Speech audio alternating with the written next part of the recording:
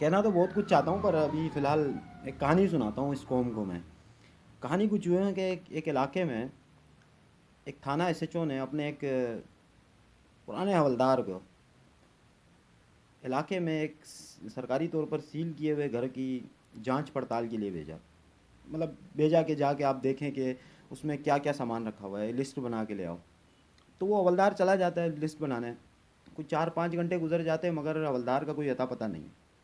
تو تھانہ انچارج خود پریشانی کے عالم میں موبائل لے کے اس گھر میں چلے جاتے ہیں جو سیل کیا گیا تھا. تو وہاں جا کے دیکھتے ہیں کہ حولدار صاحب جو ہیں وہ زمین پہ سو رہے ہیں بے سدھ ہو کے.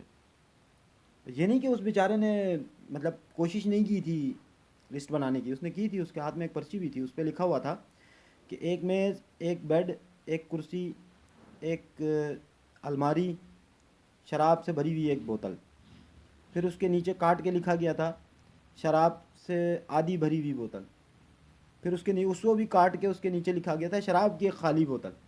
اور اگلی لائن جو تھی وہ بڑی مشکل سے ایس ایچ او صاحب نے پڑھی. وہ لکھا ہوا تھا اور ایک عدد ناشتا ہوا قالین. تو کہنے کا مقصد یہ ہے کہ 22 سال کی آپ کی جدوجہد، 22 سال کی آپ کی جدوجہد ہے. 90 دن میں تبدیلی کے دعوے کیے آپ نے، 200 ماہرین کے شوشے مارے آپ نے، اور پھر حالات صحیح نہیں ملے، ٹیم صحیح نہیں ملی، عوام صحیح نہیں ملی، اور اب جا کے آپ کی ایک اور بکواس آ رہی ہے کہ نظام صحیح نہیں ملا. بھائی سب کچھ صحیح ملا ہے، تمہاری نیت صحیح نہیں ملی تمہیں. دوسری بات، اب صدارتی نظام کا 90 دن کا ایک نیا انہوں نے تبدیلی کا ناشتہ و قالین لا کے نا ہمارے اور آپ کے سروں پہ کھڑا کر دیا. تو میرے بھائی جب آپ سے 4 سالوں میں کچھ نہیں ہوا نا، اب بھی آپ سے کچھ نہیں ہوگا. تو میری آپ سے گزارش ہے، برائے مہربانی اتر جائیے، کسی اور گدھے کو موقع دیجیے، کیونکہ 22 کروڑ ہم گدھے ہی ہیں اور ہم ہر سال گدھے ہی لائیں گے. ذرا سوچئے گا. یہ میری اور آپ کی ذات کی بات نہیں ہے. ہم نے گزار لی ہے جو گزارنی تھی.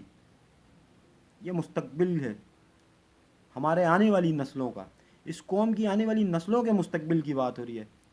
ذرا سوچیے آپ لوگ. امید کرتا ہوں سوچیں گے اور اس بار آپ فیصلہ دماغ سے کریں گے.